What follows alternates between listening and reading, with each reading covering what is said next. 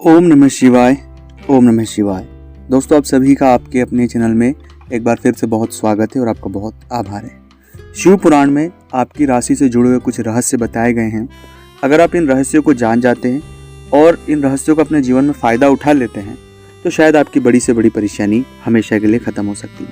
कई सारे जातकों को अपनी राशि तो पता होती है पर जन्म तारीख नहीं पता होती, सही टाइम नहीं पता होता। कई सारे जातकों को अपनी जन्म तारीख और इसके बारे में कुछ पता ही नहीं होता है।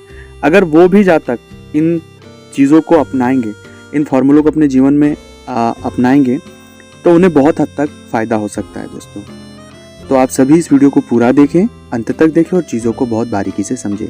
सबसे पहला रहस्य कि कलयुग में हमेशा व्यक्ति राहु जो है और शनि के अंतर्गत चीज़ों में बहुत ज़्यादा डिस्टर्ब होता है। अब वो कैसे डिस्टर्ब होता है? सबसे पहली चीज़ होती है कि राहु की महादशा और अंतरदशा में व्यक्ति को सबसे ज़्यादा पीड़ित होना पड़ता है, चाहे वो आर्थिक रूप से हो, फैमिली बैकग्राउंड से हो, या ऐसे घटनाएं जो चीज़ें वो उम्मीद से बाहर है, वो चीज़ें उसे झेलना पड़ती है।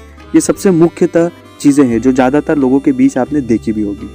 वो बहुत ही मूडी होते हैं, उनको मन किसी चीज़ में लगता नहीं है, चीज़ें स्थिर होती नहीं, मेहनत जितनी करते हैं फल मिलता ही नहीं है। और सेम इसी के साथ साथ शनि भी है कि शनि भी जो है वो कई हद तक इस तरह की सिचुएशनें आपको करता है।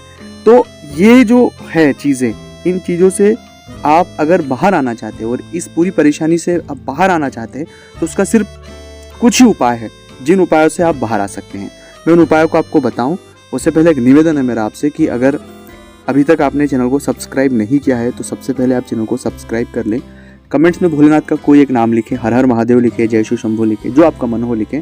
और अगर अपनी कुंडली का एनालिसिस आप हमसे करवाना चाहते हैं तो स्क्रीन के ऊपर नंबर चल ही रहे, व्हाट्सएप पर अपॉइंटमेंट लेकर मुझसे बात कर सकते हैं। सबसे पहली बात है कि शनि और राहु दोनों जो है, राहु का राशि स्वामी गुरुदेव जो है शुक्र है और शनि जो है, दोनों को शांत करने के लिए आप शिव जी की उपासना करें।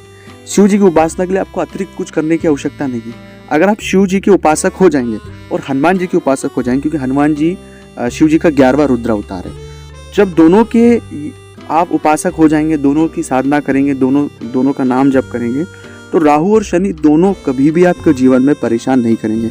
चाहे वो कितने भी नेगेटिव क्यों ना हो, कितने भी आपको तकलीफ दे में क्यों ना हो, बस आपको अपने इष्ट पर पूर्ण यकीन होना चाहिए, पूरी श्रद्धा होना चाहिए और आप धीरे धीरे धीरे धीरे इन पूरी सिचुएशनों से बाहर आ जाएंगे।